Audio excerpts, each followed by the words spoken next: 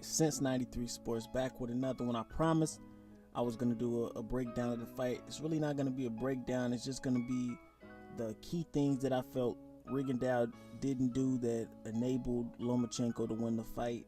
And things that Lomachenko was doing well that basically won him the fight. But before I do that, I do want to say this.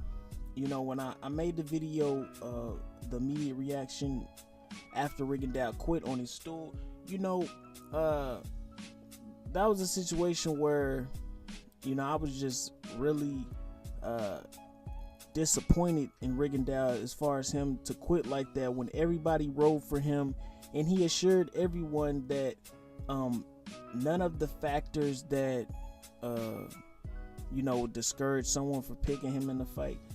He was basically reassuring that those factors wouldn't play into the fight, that he was so skilled, you know, and he wasn't afraid of anything, and he was just he was ready. You know, it was hashtag not afraid all throughout the build up to this fight. And you know, after I made that video, it was kind of bringing the wrong crowd to my channel. You know, it's bringing a lot of these Lomachenko fanboys to my channel, when, you know, that's not what this is. This was just a isolated situation where you know, you had to keep it real with, you know, with how, even if it goes against the agenda, you had to keep it real as far as, you know, Rigondeaux's behavior, you know. So you know, I just want to get that out the way, you know. And these guys that's coming to my channel commenting, that's not what it is over here. You know, it's almost a situation of where, you know, you got a younger brother, you got a cousin, you know, you got family, you know, and when y'all into it, you know, it's okay, you know, to talk shit, but it's not a, you know, it's like I can talk shit about them, but y'all can't, you know, a situation like that, if it makes sense. But anyway, let's get into breaking down the fight. You know, I was really surprised. You know, the first round, you know, it felt like a filling out phase. It really wasn't any, you know, red flags. I was like, okay, Rigondeaux's, you know, getting his footing, and Lomachenko really wasn't doing anything, but he was busy, you know. But just all throughout the fight, man, it never changed. Rigondeaux, he just would rarely, you know, let his hands go. Okay, he rarely let his left hand go, and Lomachenko was prepared for everything that Rigondeaux was gonna bring to the table, you know, as far as the holding. I've never seen Rigondeaux hold like that. Maybe it's some guys out there that are, you know, more familiar with Rigondeaux, but I've never seen him hold the way he did in this fight. And the ducking Rigondeaux was doing in this fight, you know, it just didn't make sense. It was like Rigondeaux would keep ducking and trying to pivot as he was ducking, and maybe it's been successful in past fights, but at the end of the day, Lomachenko was prepared for that. You know, every time Rigondeaux was ducking and trying to pivot, he was getting popped with shots every time. So obviously, you know, in his head, you know, I would think, you know, Rigondeaux or his coaches thinking, okay, this guy's prepared for that. Let's try something else. And it never stopped, you know. And at the end of the day, okay, Rigondeaux's 37, you know, he's not gonna change old habits, but, you know, I would think he would make some sort of adjustment as far as his defense was going, because the ducking, the way he was ducking it wasn't working at all, you know. And when I made my keys to victory for Rigondeaux, you know, I said he can't get outworked, and it was, you know, it's like I thought maybe Lomachenko could be outboxed, but I just don't think a counterpunching style at this point, seeing Lomachenko versus a counterpuncher style, I just don't know how you're gonna beat him with a low volume like that.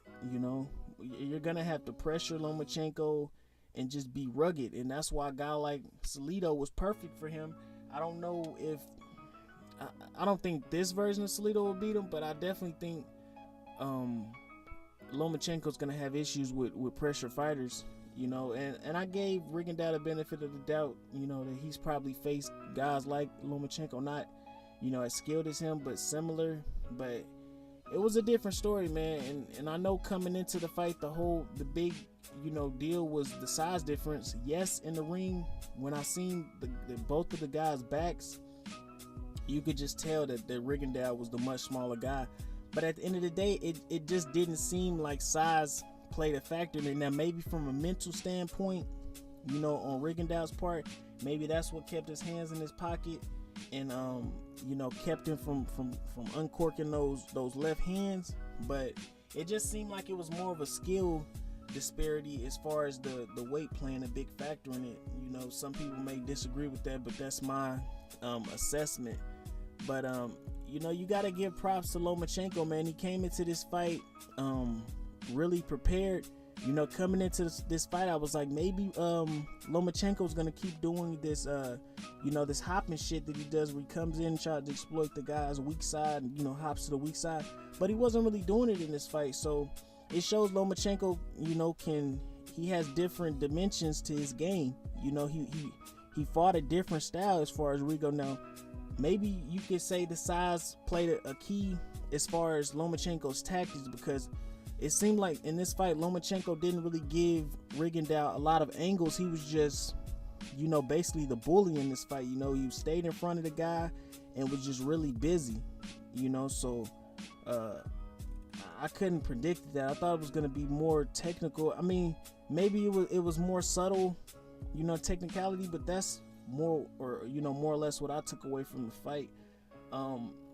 In this fight, man, like looking back on as far as my prediction and things of that nature, this was the kind of fight to where you kind of just, myself, I can only speak for myself, but it's kind of like just logic was thrown out the window, and I'll be the first to admit that, watching Blood Boxing's assessment, especially, looking at how old Rigondeaux is, 37, maybe older, and looking at all the amateur fights he's had, the logical smart pick, and on top of that, Lomachenko's 2 weight divisions bigger than him, so logically Lomachenko's the right pick, so that just shows you how much Rigondeaux's story and how he's been fucked over in boxing. It just kind of threw logic out the window, because in this situation it was like motherfuckers, like, myself included, just wanted like a movie style happy ending, and this just showed you, hey, this is real life. You can't ignore size and shit. We gotta throw skill in there, because I think that was the big issue. I mean, Lomachenko is the real deal, man. I know I'm hearing people saying that he does have to go and get one of those, Mayweather, Corrales type performances, to where, it's a situation of where Lomachenko is not the favorite, and he doesn't have everything on his side. Going into this fight, I wasn't following boxing at that time. I'll be the first to admit that, but it was a lot of people picking Corrales, in the Mayweather fight, and Corrales was bigger than Mayweather. So, we need to see a situation where Lomachenko comes in against a prime fighter, to where maybe he's the underdog, and then that'll just solidify, what he is. Maybe the Mikey Garcia fight. I don't know how long Mikey Garcia is going to be at 135. You got a lot of people out here saying that, Mikey Garcia, he's going to be a future welterweight, and he's too big, blah, blah, blah. But at the end of the day, man, by Lomachenko accepting this fight, went up in there, beat Rigondeaux into submission. I will admit that the injury that Rigondeaux, stated was the issue with him, I'm standing by the fact that I have to call bullshit with that. I gotta call bullshit. I don't think Rigondeaux was injured. He was just frustrated, man. He was tired of being embarrassed in the ring, and did age and the mileage on his body play a factor? Maybe, but he got in the ring. He pushed for the fight heavy, and I mean, I thought the guy was at least gonna get $700,000-$800,000. Man, the guy only got $400,000. and this is the biggest fight of his career. Lomachenko's walking out with 1.2. Like, who the fuck is gonna want to get in the ring with Lomachenko with these kind of splits? You know, that's just bullshit in my opinion. I feel like Lomachenko, you know, maybe it's man, I don't know, man. You know, with that whole situation, I thought they would have cashed Rigondeaux out, but because I mean, I feel like Lomachenko needed him on the resume. You know, he needed an event like this. You know, but back into the whole Mikey Garcia situation, he has to go test himself, man. He has to. You know, a lot of people say, "Oh, why does he have to do this?" You know, nobody forced Rigondeaux to go do it, but by Lomachenko accepting that kind of fight to where he's gonna be favored, he's the bigger guy, he's got all the advantages. Okay, the fans are gonna push for you to go challenge yourself. You know, Canelo brought Amir Khan up from 147, knocked him the fuck out. What did that do for Canelo? That put a lot of pressure on Canelo to say, hey, you know, you took this guy and sacrificed him. We want to see you go up and challenge yourself. You know, so I feel like Lomachenko put himself in that position for it to be legitimate talks of a Terence Crawford fight or a Mikey Garcia fight. You know, I hear a lot of people saying, "Oh, Terence Crawford's way too big. He's at 147." The guy hasn't had a fight at 147. Terence Crawford wasn't struggling to make 140. This nigga wasn't missing weight. He's still, in my opinion, a 140 pounder until he solidified himself at 147. So there's one division in between you guys. You know, y'all could come make fucking Lomachenko come up to 140. You know, but at the end of the day, that's too much like right. You know, but at the end of the day, I don't want to make it like I'm making excuses. I do give Lomachenko credit for this win, but he still hasn't been put in that position to where he's in a dangerous fight. You know, yes, you know, the Rigondeaux fight was a risk, but I just feel like he hasn't been put in that situation where it's a dangerous fight. You got an in prime, active, skilled, elite level fighter versus Lomachenko. I don't know if I've seen that yet. You know, so that's to be seen.